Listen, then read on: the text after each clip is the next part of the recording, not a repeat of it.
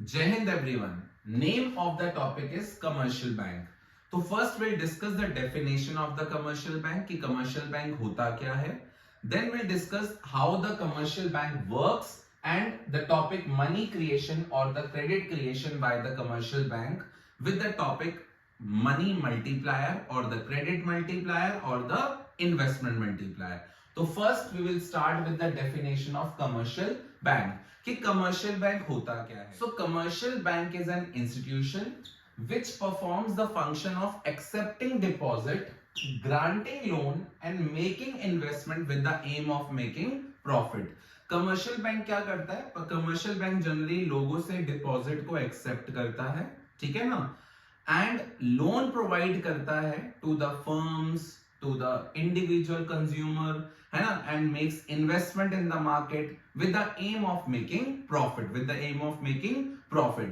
और साथ ही साथ कमर्शियल बैंक एक बहुत ही इंपॉर्टेंट कंपोनेंट है मनी सप्लाई का, that is called demand deposit with the commercial bank. वो भी क्रिएट करना किसका काम है? कमर्शियल बैंक का काम है. अगर कमर्शियल बैंक ना होते तो वो डिमांड डिपॉजिट भी नहीं होता, है ना, and demand deposit is a part of money supply. तो commercial bank also has a power to create money. Commercial bank has a power to create money, but not in the form of cash, not in the form of currency notes and coins, because that is issued only by the RBI, but in the form of demand deposit. So commercial bank has the power to create money, and not only to create money but to multiply the money. How does the commercial bank multiplies the money? That will study further कि money creation or credit creation by the commercial bank. Name of the topic is money creation or the credit creation by the commercial bank. लेकिन इस topic को समझने के लिए we have to understand one thing. How does commercial bank works? Commercial bank काम कैसे करता है, ठीक है. तो हमें जनरली ये पता है कि कमर्शियल बैंक के पास लोग पैसा डिपॉजिट करते हैं और कमर्शियल बैंक उसमें से कुछ रिजर्व अपने पास मेंटेन करता है and lend the remaining amount. तो we have to keep one thing in mind. Bank works under the fractional reserve system. कि बैंक अपने पास जो भी उसके पास डिपॉजिट आता है उसका कुछ रिजर्व बैंक अपने पास मेंटेन करता है और बाकी अमाउंट लोन में दे देता है. अब ऐसा बैंक ने क्यों किया कि बैंक ने सिर्फ फ्रैक्शन ऑफ रिजर्व ही मेंटेन करा अपने पास, why not the whole amount of the deposit? क्योंकि बैंक को पता है कि कुछ लोग पैसा डिपॉजिट करवाने वाले आएंगे, कुछ लोग पैसा विड्रॉ करने के लिए आएंगे, है ना. ऐसा तो नहीं हो सकता कि सारे लोग एक ही दिन में बैंक से अपना सारा डिपॉजिट निकलवाने के लिए आ गए. तो बैंक के पास रोज डिपॉजिट आ भी रहा है और बैंक से लोग रोज विड्रॉ भी कर रहे हैं, है ना. तो ऑब्वियस सी बात है बैंक को ना सारा अमाउंट हमेशा अपने पास नहीं रखना होता.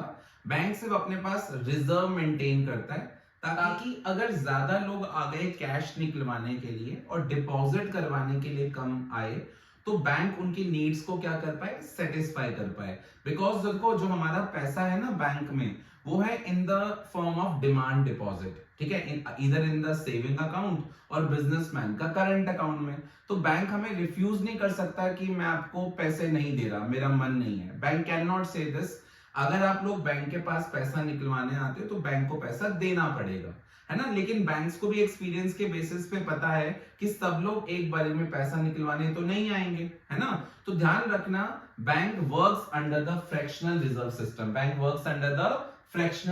सिस्टम. अब ध्यान रखना जो बैंक अपने पास रिजर्व मेंटेन करता है, ठीक है ना, तो उसको हम कहते हैं लीगल रिजर्व रेशियो. क्या कहते हैं? लीगल रिजर्व रेशियो, जिसमें दो रेशियोज आती है. One is called the CRR and one is called the SLR. CRR की फुल फॉर्म है कैश रिजर्व रेशियो और SLR की फुल फॉर्म होती है बेटा स्टैट्यूटरी लिक्विडिटी रेशियो. अब ध्यान से समझना ये होता क्या है. CRR refers to that fraction of total deposit that the commercial bank has to keep with RBI. Her commercial bank को अपने डिपॉजिट का कुछ फ्रैक्शन किसके पास रखवाना पड़ता है? RBI के पास रखवाना पड़ता है and that is what is known as CRR, cash reserve ratio. और ध्यान रखना ये जो कैश रिजर्व रेशियो है, जो fraction of deposit commercial bank RBI के पास मेंटेन कर रहा है, ये डिपॉजिट जो है इसमें एक तो नेट डिपॉजिट आता है और जो टाइम लायबिलिटीज कमर्शियल बैंक के पास है वो आती है, ठीक है ना। तो ध्यान रखना। एंड एसएलआर क्या होता है? SLR is called statutory liquidity ratio. It refers to that fraction of deposit that the commercial bank has to keep with itself either in the form of cash or in the form of liquid assets. हर commercial bank को अपने total deposit का कुछ fraction अपने पास भी maintain करना होता है इन द रिजर्व। इसको हम क्या कहते हैं? एसएलआर कहते हैं। और अगर मैं सीआरआर और एसएलआर को ऐड कर दूं तो generally it comes the legal reserve ratio, ठीक है ना। तो ध्यान रखना, अगर लीगल रिजर्व रेशियो 20% है, for example if the legal reserve ratio is 20% और कमर्शियल बैंक के पास 100 रुपीज का डिपॉजिट आता है, तो कमर्शियल बैंक को 20% मींस 20 रुपीज रिजर्व में रखने पड़ेंगे, जिसमें से कुछ पार्ट जो आरबीआई के पास रखेगा उसको कहेंगे हम सीआरआर, और जो कमर्शियल बैंक अपने पास मेंटेन करेगा in the form of reserve वो कहलाएगा SLR. And rest amount commercial bank loan में प्रोवाइड कर सकता है। It is clear to everyone what do you mean by fraction reserve system and why banks keep only fraction of reserve with them and lend the remaining amount. Now to understand the topic money creation or the credit creation by the commercial bank, ध्यान से समझना बेटा कि commercial bank सिर्फ demand deposit create नहीं कर रहा बल्कि उसको मल्टीप्लाई भी कर रहा है, बल्कि उसको क्या कर रहा है? मल्टीप्लाई भी कर रहा है। किस तरीके से मल्टीप्लाई कर रहा है ये एक बार हम समझ लेते हैं, लेकिन इसके लिए first we have to, as we are assuming that there is a single banking system and all transactions are routed through bank only. मतलब हम मान के चल रहे हैं कि जो भी हमारी ट्रांजैक्शंस हो रही हैं वो सिर्फ किसके थ्रू हो रही है? बैंक्स के थ्रू हो रही है। There is no cash drain in the economy, there is no cash drain in the economy. तो देखना ध्यान से, जब हम बात करेंगे इस मनी मल्टीप्लायर की, तो बैंक सिर्फ मनी क्रिएट नहीं करता बल्कि उसको मल्टीप्लाई भी करता है। कमर्शियल बैंक के पास जो डिपॉजिट आता है, कमर्शियल बैंक उस डिपॉजिट में से लोन अमाउंट देकर इस मनी को मल्टीप्लाई करता है। कैसे करता है एक बार इसको समझ लेते हैं। एज्यूम कर लेते हैं कि एलआरआर इकोनॉमी में कितना है? 20% and the initial deposit with the bank is ₹1000। अब ध्यान देना, ये मैंने एक hypothetical example I have taken कि बैंक के पास एक फ्रेश डिपॉजिट आया 1000 रुपीज का, ठीक है ना। तो ये जो 1000 रुपीज का डिपॉजिट आया, पहले तो हमें समझना है this 1000 rupees is a part of money supply, क्योंकि money supply is equal to C+D। तो जिस पर्सन ने ये पैसा डिपॉजिट करा है, any time the person can withdraw that money, any time the person can do the online transaction from that money, है ना। तो ध्यान रखना this is the part of money supply. लेकिन ध्यान रखना it is a initial deposit और we can also say it primary deposit, ठीक है। अब बैंक ने क्या करा? इस डिपॉजिट का रिजर्व मेंटेन करा, और रिजर्व कितना मेंटेन करा? ₹200। क्यों? क्योंकि 20% इज द रिजर्व रेशियो। और रेस्ट अमाउंट बैंक ने क्या दे दिया? लोन में दे दिया। तो bank has given the loan of ₹800, ठीक है ना। And as we are assuming all transaction are routed through bank, bank ने जिसको भी ये पैसा उधार दिया है, ठीक है ना, अब वो पर्सन क्या करेगा? ये 800 रुपीज स्पेंड करेगा, और जब वो पैसा स्पेंड करेगा तो किसी ना किसी के पास से 800 रुपीज जाएंगे। And we are assuming that all the transaction are routed through bank only, है ना। तो उस पर्सन के अकाउंट में जहां पे ये पैसे खर्च किए गए, उस पर्सन के अकाउंट में 800 रुपीज आ जाएगा, and this will become the part of the money supply. Why? Because anytime the person can withdraw that money, the person can do the online transaction from that ₹800, है ना। तो this will become the part of money supply. Now ध्यान देना, अब bank क्या करेगा? Again bank keep some reserve out of it, that is ₹160, which is 20% of the 800, and lend the remaining amount, that is ₹640, ठीक है ना। अब ये लोन फिर से लिया गया, फिर ये पैसा खर्च होगा, जिसके पास पैसा जाएगा उसके बैंक अकाउंट में आ जाएगा। Now again this will become the part of the money supply, है ना। एंड ध्यान रखना ये प्रोसेस चलता रहेगा, ये प्रोसेस चलता रहेगा till the amount comes equal to 0। So हमने क्या देखा कि बैंक में इनिशियली में डिपॉजिट कितने का आया था? 1000 रुपीज का आया था, ठीक है, लेकिन बैंक ने उस पैसे को सर्कुलेट करा तो 1000 से 800 रुपीज का एक और डिपॉजिट आया, फिर एक और डिपॉजिट आया, तो प्राइमरी डिपॉजिट कितने का था? 1000 का, लेकिन उससे जो बैंक ने सेकेंडरी डिपॉजिट क्रिएट करा, और अभी ये प्रोसेस और भी आगे चलेगा, सो दैट सपोज करो जो टोटल डिपॉजिट बैंक ने क्रिएट किया, वो टोटल डिपॉजिट सबको ऐड करके 1000 प्लस 800 प्लस 640 प्लस 512 उसका 80% एंड सो ऑन, मान लो बैंक ने जो टोटल डिपॉजिट क्रिएट करा दैट इज 5000, एंड जो हमारा इनिशियल डिपॉजिट था बैंक में दैट वाज ओनली ₹1000, तो बैंक ने उसको किससे मल्टीप्लाई करा? 5 से मल्टीप्लाई करा, then 5 is called the value of money multiplier और the value of credit multiplier और the value of deposit multiplier. मतलब बैंक के पास पावर है कि बैंक के पास अगर ₹1 आता है ना, तो बैंक उसको सर्कुलेट कर कर, ठीक है ना, इस प्रोसेस के थ्रू उसको 5 रुपीज में कन्वर्ट कर रहा है। It means commercial bank has a power to multiply the money, तो that's why the name of the topic is money multiplier, investment multiplier और द डिपॉजिट मल्टीप्लायर। तो जहां पे ये वैल्यू जो 5 आई है ना, इस वैल्यू को हम मनी मल्टीप्लायर भी कह सकते हैं, इस मनी को हम डिपॉजिट मल्टीप्लायर भी कह सकते हैं और क्रेडिट मल्टीप्लायर भी कह सकते हैं। It means commercial bank has a power to create money, ठीक है ना। तो ध्यान रखना there is a one formula of the money multiplier, और मनी मल्टीप्लायर के फॉर्मूले को समझने के लिए, ठीक है ना, suppose that money multiplier is denoted by the value small m, so हमने क्या देखा, इसका क्या फॉर्मूला क्रिएट हुआ, डिनोमिनेटर में हमने क्या लिखा, initial deposit. Initial deposit bank के पास कितने का आया था? इन दिस एग्जांपल 1000 रुपीज का था। इसको इनिशियल डिपॉजिट भी कह सकते हैं और प्राइमरी डिपॉजिट भी कह सकते हैं, लेकिन बैंक ने उस पैसे को सर्कुलेट कर कर जो टोटल डिपॉजिट क्रिएट करा है ना, as in this example it is ₹5000, तो बैंक ने उसको कितने से मल्टीप्लाई करा? 5 से मल्टीप्लाई करा। So the formula of money multiplier is total deposit divided by initial deposit, ठीक है ना। एंड ध्यान रखना इस मनी मल्टीप्लायर का एक और फॉर्मूला है जो मनी मल्टीप्लायर का और लीगल रिजर्व रेशियो का रिलेशनशिप भी एस्टैब्लिश करेगा। ध्यान रखना मनी मल्टीप्लायर का एक और फॉर्मूला है small m is equal to 1/LRR। 1/LRR means money multiplier का और लीगल रिजर्व रेशियो का कैसा रिलेशनशिप है? इनवर्स रिलेशनशिप है।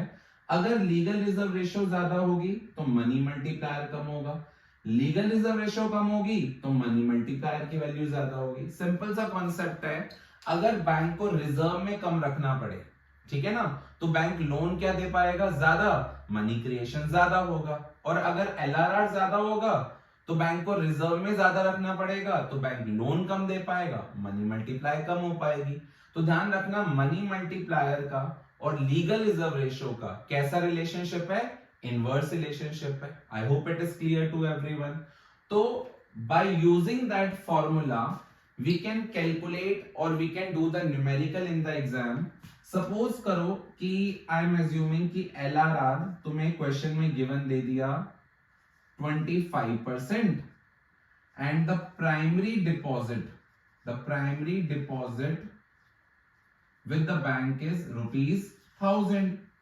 तो सबसे पहले हम एक काम करेंगे, सबसे पहले we calculate the value of money multiplier that is 1/LRR, है ना, and LRR is how much? LRR is 25%, and 25% means 0.25, that is 25/100, it will become 0.25। यहां से पॉइंट कैंसिल हुआ, it will go up, then 100/25 is 4, तो 4 is the value of the money multiplier, है ना। And ध्यान रखना इसका एक और फॉर्मूला है total deposit upon initial deposit. 4 total deposit we need to calculate and initial deposit bank में कितना आया था? 1000 आया था। So the total deposit created by the commercial bank is ₹4000। तो बैंक ने क्या करा? इस 1000 रुपीज को 4000 में कन्वर्ट करा by circulating the money in such a way। I hope you are getting my point। तो bank has a power to create money, but not only to create money but to multiply the money. That's why the name of the topic is money multiplier, deposit multiplier और the credit multiplier. तो exam में अगर money multiplier की definition आती है तो we can say that the total deposit created by the commercial bank is many times the initial deposit. The number of times the initial deposit gets multiplied is known as the concept of money multiplier. And ध्यान रखना अगर exam में इसकी working आती है then we have to show it with the help of some hypothetical example and we have to make one table. ठीक है, तो I am now going to make a table so that you can elaborate that topic very well. I hope now the formula of money multiplier is clear to everyone, that is 1 upon LRR और total deposit upon initial deposit. ठीक है, हो सकता है exam में तुम्हें 1 marker में question आ जाए, they will give you the value of LRR and they will give you the value of initial deposit. तो पहले आप LRR की वैल्यू पुट करके you can calculate the value of money multiplier and then after initial deposit की value को put कर you can calculate the total deposit. ठीक है ना, तो you can try few example from your book. But अगर इसकी वर्किंग आती है हमसे एग्जाम में, ठीक है, अगर वो बोले कि मनी मल्टीप्लायर की वर्किंग शो करो with the help of an example, तो you can give an example, a hypothetical example, or might be happen they will give you some value. ठीक है, जैसे एज्यूम करा यहाँ पे हमने LRR 20% है and the initial deposit in the bank is 2000. तो बैंक में क्या हुआ, सबसे पहले फर्स्ट राउंड में बैंक के पास इनिशियल डिपॉजिट आया कितने का, 2000 का डिपॉजिट आया. बैंक ने क्या करा, उस 2000 रुपीज में से रिजर्व मेंटेन करा 20%. अब 2000 को 20% कितना हो गया, 400 हो गया. तो बैंक ने क्या करा, इसका 400 रिजर्व में रखा and the rest amount bank ने क्या दे दिया, लोन में दे दिया. I hope it is clear to everyone. Now bank ने जिसको लोन दिया, that person will spend that money and we are assuming that all the transactions are routed through bank. So this money will again come back to the bank in the form of the fresh deposit. क्योंकि जिसने ये पैसा deposit करा है, any time the person can withdraw that money. Are you getting my point, है ना. तो ध्यान रखना, जिसका ये पैसा है वो पर्सन कभी भी इस पैसे को विड्रॉ कर सकता है, ऑनलाइन ट्रांजैक्शंस कर सकता है. That's why it is a part of money supply. अब बैंक ने क्या करा, अगेन इसका 20% रिजर्व मेंटेन करा. इसका 20% कितना होगा, बैंक ने 320 कहां मेंटेन करा, in the reserve, and rest amount किसमें दे दिया, लोन. तो 600 माइनस 320, ये 0, 8, 2 और 1. इट मींस बैंक ने लोन अमाउंट कितने का दिया, 1280 का दिया and the rest amount is in the reserve. ठीक है ना. नाउ जिसको बैंक ने लोन दिया वो पैसा फिर से स्पेंड करेगा and this money again come back to the bank in the form of fresh deposit. अब बैंक दोबारा क्या करेगा, बैंक इसका 20% रिजर्व मेंटेन करेगा, that is rupees 256 and lend the remaining amount, that is 1024, which is 80% of the 1280 and this is 20% of 1280. So basically ध्यान क्या रखना है हमें कि ये प्रोसेस ना, this process will continue, again this money again come back to the bank. तो ये प्रोसेस चलता रहेगा. You have to show the 3 rounds at least, है ना, and this process will further go on. तो जब हम इसका टोटल करेंगे, when we make a total of this, now we have to understand that कि अभी हमें तो हमने यहाँ पे 3 राउंड्स दिखाए हैं, लेकिन the process will further go on. तो इसको शो करने के लिए you have to show the working of the multiplier and आपने इसको रफ में नहीं करना, you have to show it in the fair only. तो मनी मल्टीप्लायर का formula that is 1 upon LRR. तो 1 upon LRR is 20%, तो we'll put 0.20, so it comes out to be 5. And 5 is equal to the second formula is total deposit upon initial deposit. So total deposit we need to calculate and the initial deposit with the bank is 2000. So the total deposit created by the commercial bank is 10,000. तो अगर हम देखें यहाँ पर जो इसका total करेंगे, then the total of 2000 plus 1600 plus 1280 again plus, है ना, तो total will come out to be 10,000. ठीक है ना. और ये जो 10,000 आया, बैंक क्या करेगा, इसका 20% रिजर्व मेंटेन कर रहा है, दैट इज रुपीज 2000 बैंक ने क्या मेंटेन करा होगा reserve by adding all these and lend the remaining amount that is rupees 8000. तो माना जाता है this process will end where the reserve, total reserve and the initial deposit both will become equal. जहां पे ये दोनों चीजें इक्वल हो जाती हैं इस प्रोसेस का वहां पे एंड होता है. तो ध्यान रखना in this particular example the value of money multiplier is 5. The value of money multiplier is 5. Why? Because जो इनिशियल डिपॉजिट था बैंक में वो 2000 का था, लेकिन बैंक ने उसको सर्कुलेट कर कर टोटल डिपॉजिट कितने का क्रिएट कर लिया? 10,000 का क्रिएट कर लिया. And this is called the concept of money multiplier. और ध्यान रखना है इस कॉन्सेप्ट में ये जो 2000 था ये प्राइमरी डिपॉजिट था, लेकिन जो इस 2000 से बाद में 1600 क्रिएट हुआ डिपॉजिट, 1280 क्रिएट हुआ एंड फर्दर. ध्यान रखना ये जो डिपॉजिट क्रिएट हो रहा है this is the secondary deposit. ये सेकेंडरी डिपॉजिट है और जब हमने प्राइमरी डिपॉजिट को और सेकेंडरी डिपॉजिट सबको ऐड कर दिया it has come to 10,000. And जो 10,000 है it is 5 times the primary deposits. So the value of the money multiplier in this example is 5. तो अगर आपको एग्जाम में elaborate करने को आता है with its working, then you have to show it with the help of proper hypothetical example. Or might happen they will give you fixed value, some value. They might give you कि initial deposit bank में 4,000 है, legal reserve ratio 25% है, then you have to do the question accordingly. I hope the concept of money multiplier is clear to everyone.